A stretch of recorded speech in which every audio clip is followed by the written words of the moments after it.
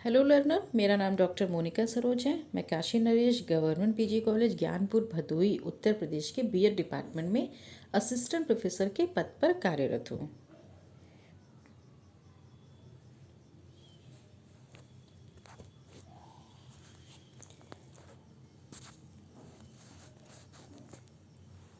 आज हम लोग हिस्ट्री टीचर्स के बारे में अध्ययन करेंगे और हिस्ट्री टीचर्स के गुणों को देखेंगे कि कौन कौन से ऐसे गुण हैं जो कि हिस्ट्री टीचर्स में होने आवश्यक है। तो टीचर्स की अगर हम यहाँ पे बात करते हैं तो हम सभी जानते हैं कि किसी भी समाज में एक शिक्षक का जो स्थान होता है वो सबसे ऊपर होता है, सर्वोपरि होता है। तो शिक्षक ही जो एक शिक्षा जो प्रक्रिया जो होती है, जो लर्निंग प्रोसेस होता है, टीचिंग लर्निंग प्रोसेस, उसकी धुरी जो होता है वो एक शिक्षक ही होता है। शिक्षक ही वस्तुतः हमारा राष्ट्र निर्माता भी होता है, जो कि अपने ज्ञान के माध्यम से, अपने कौशलों के द्वारा एवं अपने व्यक्तित्व से राष्ट्र के भावी नागरिकों का निर्माण करता है। हम हमेशा टीचर से अपेक्षा करते हैं कि वह एक आदर्श एवं भावी नागरिक का निर्माण करे और शिक्षक अपना ये रोल बहुत ही बखूबी निभाता है। तो बिना शिक्षक के, बिना टीचर्स के हम किसी भी समाज की कल्पना कर ही नहीं सकते हैं। तो अब अगर हम यहाँ पे हिस्ट्री टीचर्स की बात करें तो इतिहास के संदर्भ में जो हिस्ट्री टीचर्स की जो भूमिका होती है वो बहुत ही महत्वपूर्ण हो जाती है। जैसा कि हम सभी जानते हैं कि इतिहास जो है वो एक ऐसा विषय है जिसका संबंध जो है वो अतीत से होता है। हम पूर्व में बीती हुई घटनाओं का, पहले जो घटनाएं हो चुकी होती हैं उनका अध्ययन हम वर्तमान में इतिहास विषय में करते हैं।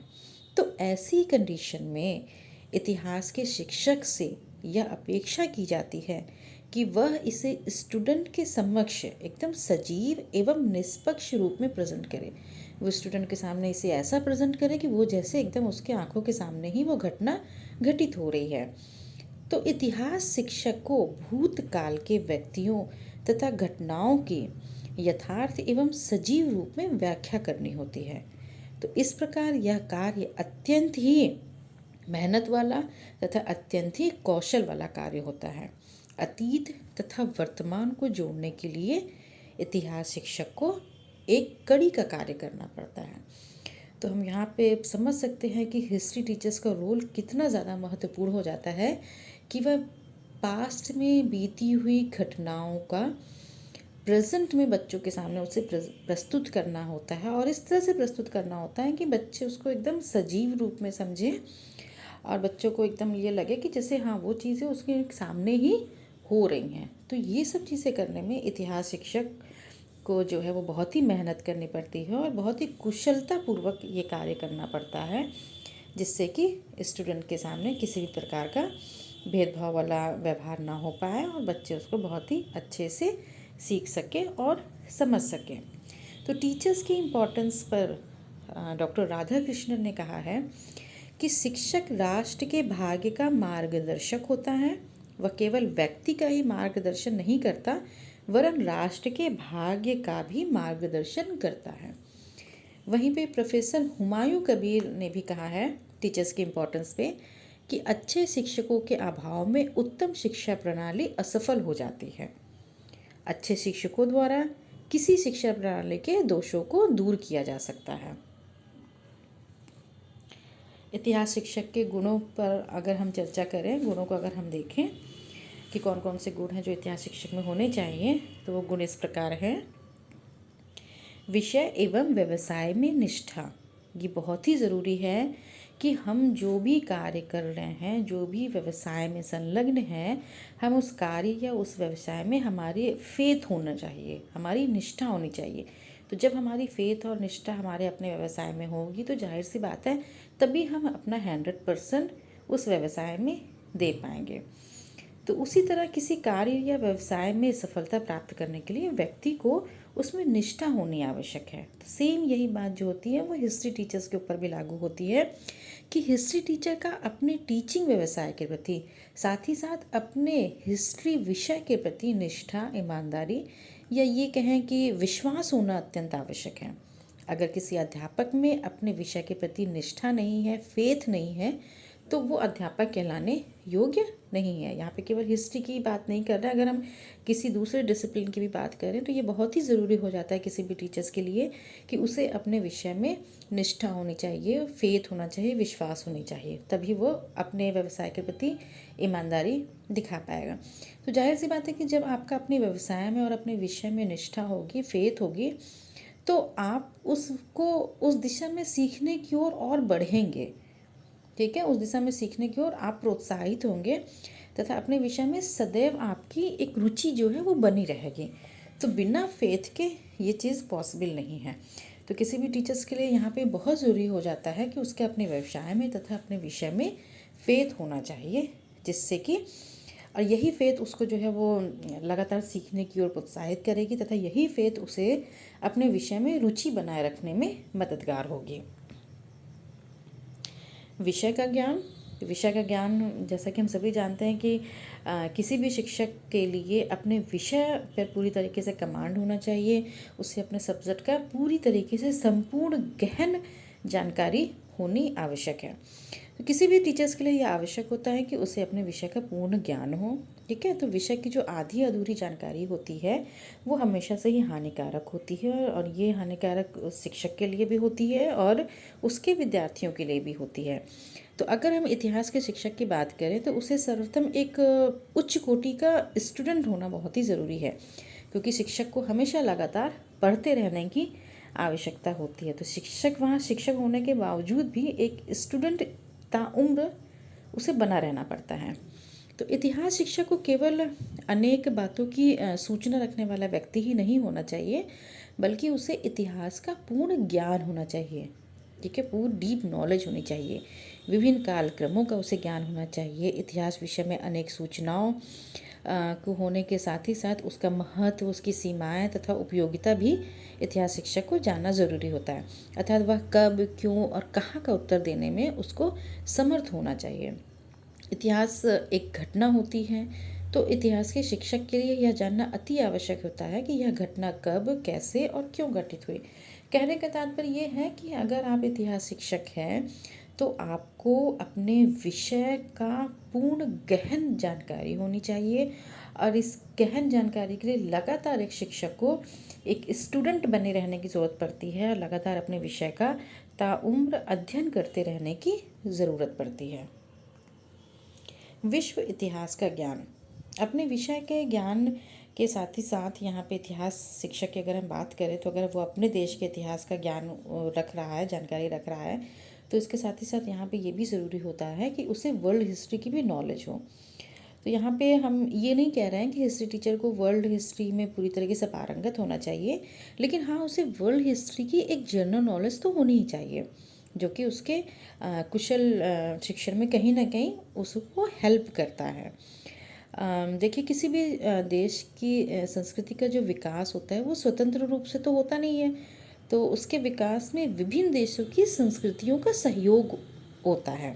ठीक है, तो आपस में जो विभिन्न देश हैं हमारे वर्ल्ड में, तो कहीं ना कहीं आपस में वो किसी एक देश में अगर कोई परिवर्तन होता है तो वो परिवर्तन दूसरे देश को ज़रूर इफ़ेक्ट करता है। तो यहाँ पे कहने का यही तात्पर्य है कि आपस में कहीं ना कहीं घटनाएं एक दूसरे से प्रभावित होती हैं। तो विश्व इतिहास का अगर इतिहास के शिक्षक को ज्ञान होगा तभी वो चीज़ों को कोरिलेट करके, इंटरलिंक्ड करके चीज़ों को बच्चों के समक्ष रख सकेगा, उन्हें ज़्यादा अच्छे से चीज़ों को प्रेजेंट कर सकेगा, चीज़ों को बता सकेगा, समझा सकेगा। तो इसलिए उसे अपने देश का इतिहास का तो ज्ञान होना ही चाहिए, लेकिन साथ ही साथ विश्व इतिहास का भी ज्ञान इतिहास के शिक्षक को होना आवश्यक है।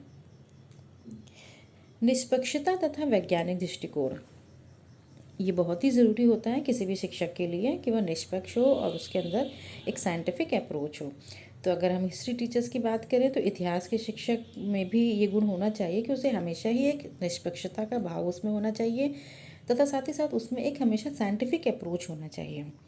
ठीक है, तो वो उसका मेन काम होता है कि पास्ट की बीती हुई घटनाओं को प्रेजेंट में बच्चों के सामने रखना। तो ऐसी स्थिति में यह बहुत ही ज़रूरी हो जाता है कि हिस्ट्री का टीचर्स जिस भी चीज़ को देख रहा है, समझ रहा है, तो उसको वो निष्पक्ष भाव से देखे और समझे और एक साइंटिफिक अप्रोच के साथ देखे समझे, तभी वो उसको एज इट इज़ उसी रूप में बच्चों के सामने, अपने स्टूडेंट के सामने प्रेजेंट कर पाएगा।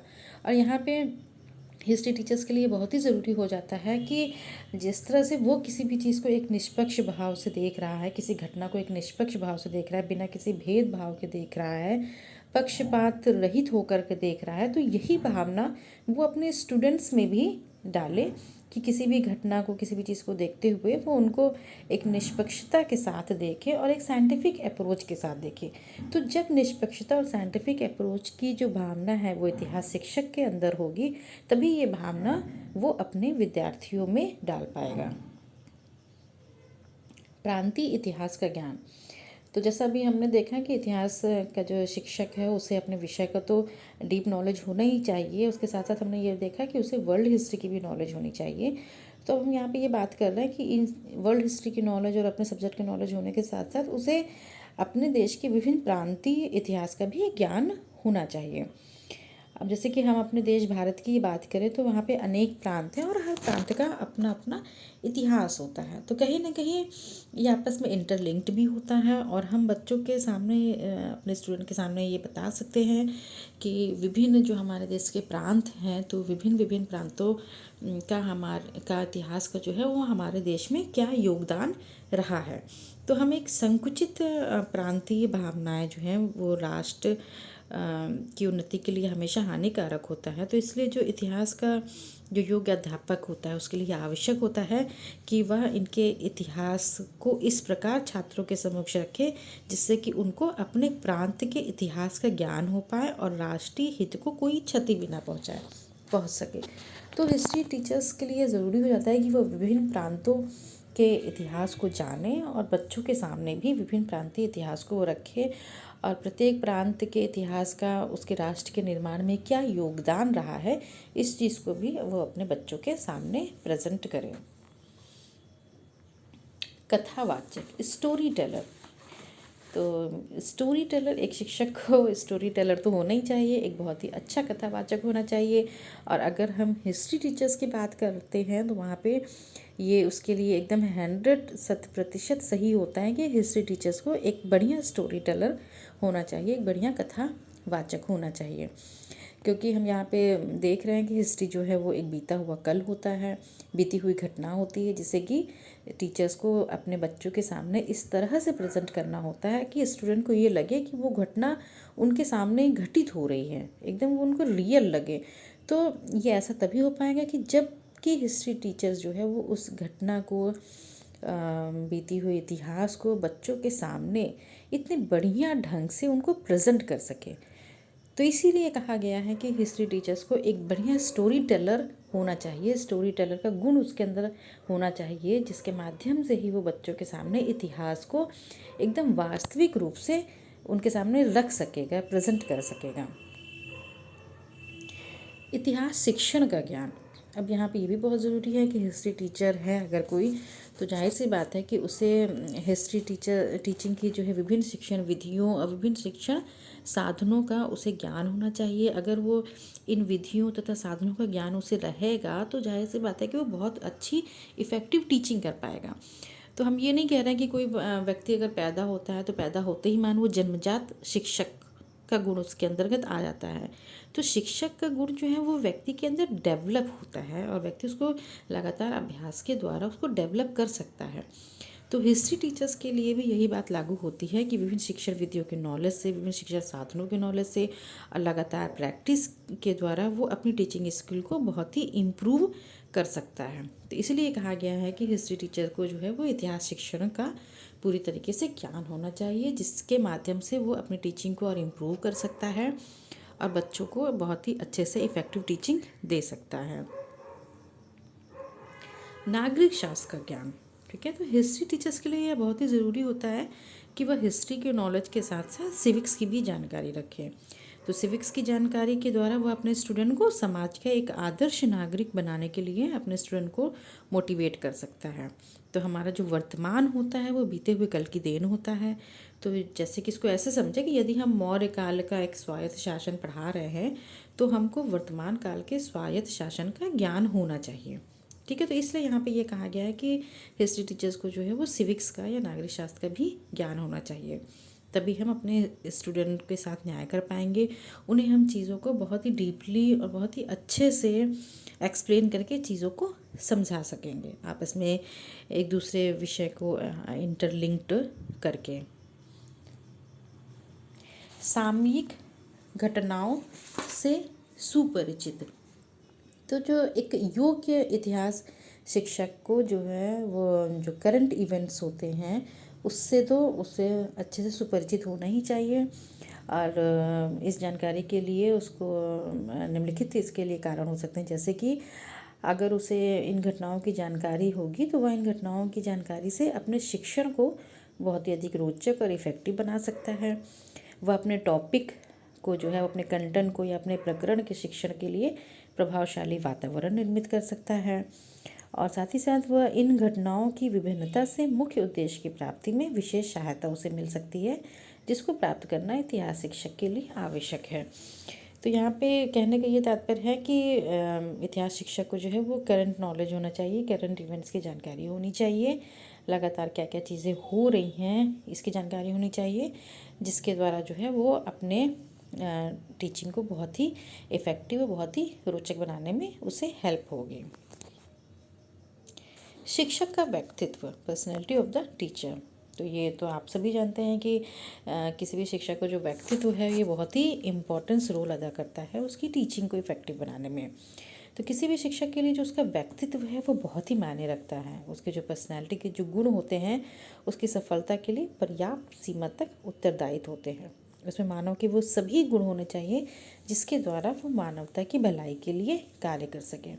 तो अगर हम हिस्ट्री शिक्षक की बात करते हैं तो उसके अंतर्गत भी कुछ व्यक्तित्व के विशेष गुण होने बहुत ही ज़रूरी होते हैं, जैसे कि उसके अंतर्गत भावात्मक स्थिरता होनी चाहिए, संवेगात्मक रूप से वो संतुलित होना चाहिए, बैलेंस्ड होना चाहिए, लोकतांत्रिक दृष्टिकोण उसके अंतर्गत होना चाहिए, उसका जो बिहेवियर है, व्यवहार है, वो निष्पक्ष होना चाहिए पूरी तरीके से, और वो बहुत ही एक आशावादी दृष्टिकोण वाला शिक्षक होना चाहिए, समय के पालन करने वाला शिक्षक होना चाहिए, राष्ट्रीयता की भावना उसके अंतर्गत होनी चाहिए, त्याग की भावना उसके अंतर्गत होनी चाहिए, साथ ही साथ एक अंतर्राष्ट्रीय सद्भावना का जो गुण है वो उसके अंतर्गत होना चाहिए। तो इस प्रकार हम देखते हैं कि ये सारे जो गुण होते हैं वो हिस्ट्री शिक्षक के व्यक्तित्व में होने चाहिए, जो कि उसे एक सफल आदर्श शिक्षक बनाने की दिशा में मदद करेगा। पर्यटन की योग्यता, अगर हम यहाँ पे हिस्ट्री टीचर की बात कर रहे हो और पर्यटन का जिक्र ना आए तो ये तो हो ही नहीं सकता है। हिस्ट्री का एक पार्ट होता है पर्यटन, और एक हिस्ट्री टीचर से ये हम बहुत ही उम्मीद करते हैं कि उसके अंतर्गत एक पर्यटन की योग्यता ज़रूर होनी चाहिए। उसे लगातार जो है वो ऐतिहासिक स्थलों पे, विभिन्न विभिन्न जगहों पे समय निकाल के जाना चाहिए, घूमते फिरते रहना चाहिए और वहाँ की हिस्टोरिकल नॉलेज उसे लगातार लेने चाहिए। बहुत बार ऐसा होता है कि हम बच्चों को, अपने स्टूडेंट को बहुत सी जगह पे नहीं ले जा पाते हैं, लेकिन अगर हिस्ट्री शिक्षक ऐसी जगह पे जाया गया रहेगा, वहाँ पे वो अगर पहुँचा रहेगा, ऐसी जगह को देखा रहेगा, तो जाहिर सी बात है कि वो उस जगह के बारे में, उस चीज़ों के बारे में, वस्तु के बारे में या उन घटनाओं के बारे में अपने स्टूडेंट को बहुत ही अच्छे से बता सकेगा, उसकी जानकारी दे सकेगा। तो कहने का यहाँ पे ये तात्पर्य है कि हिस्ट्री टीचर्स के अंतर्गत जो है वो एक पर्यटन का गुण होना चाहिए लगातार जीवन पर्यंत, ठीक है। और साथ ही साथ अगर वो अपनी घूमी हुई जगह पे अपने बच्चों को ले जाता है, अपने स्टूडेंट को ले जाएगा, तो उनका बहुत ही अच्छे से मार्गदर्शन वो ऐसी जगह पे कर पाएगा। तो पर्यटन का गुण भी एक बहुत ही आवश्यक गुण है जो कि हिस्ट्री टीचर के अंतर्गत होना चाहिए। इस अध्ययन सामग्री को तैयार करने में निम्नलिखित रेफरेंसेस यहाँ पे शो हो रहे हैं जो कि प्रेजेंट हेल्पफुल ही है इस अध्ययन सामग्री को तैयार करने में। Thank you.